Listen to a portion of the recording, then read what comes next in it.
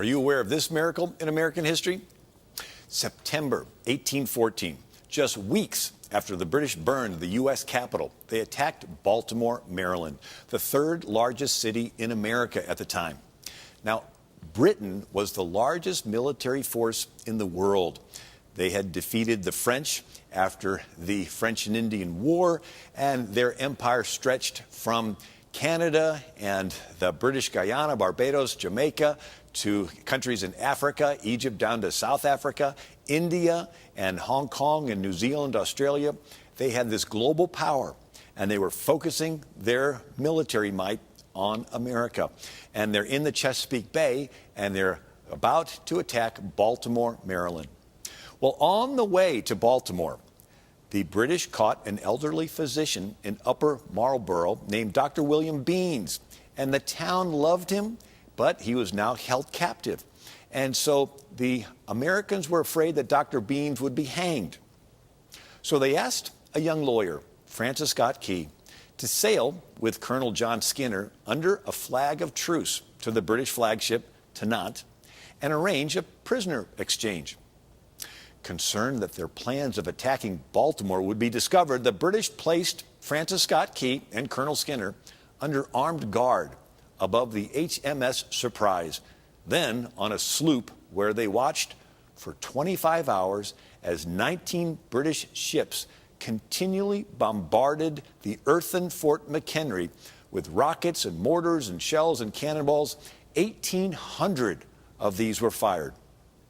Providentially, a thunderstorm, the same storm that had been over Washington, D.C., driving out British, this storm system moved over Baltimore and dumped so much rain that the ground became soft, and most of those 1,800 cannonballs the British fired sank in the mud instead of exploding.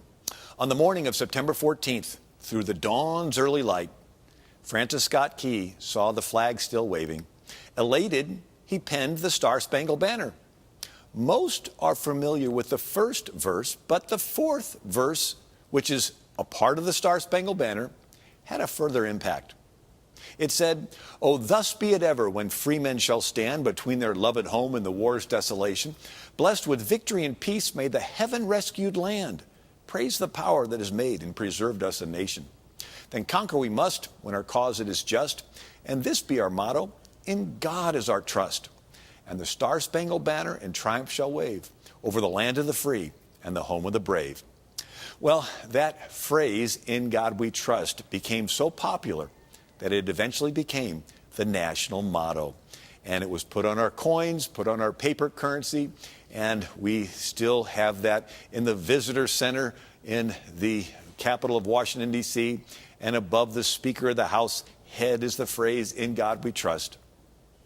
On March 22nd, 1814, Francis Scott Key told the Washington Society of Alexandria, "The patriot who feels himself in the service of God, who acknowledges him in all his ways, has the promise of almighty direction, and will find his word in his greatest darkness a lantern unto his feet and a lamp unto his paths.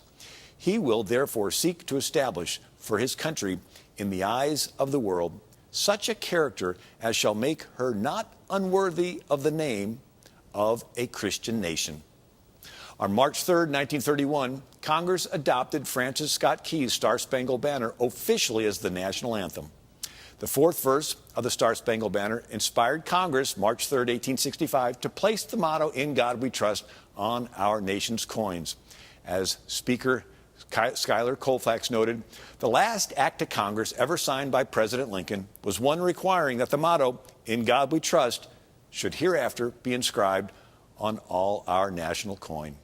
The motto, "In God we trust," was inscribed in the U.S. Chamber above the Speaker's rostrum, above the Senate's main southern door, on a tribute block inside the Washington Monument, on stained glass window in the U.S. Capitol's chapel.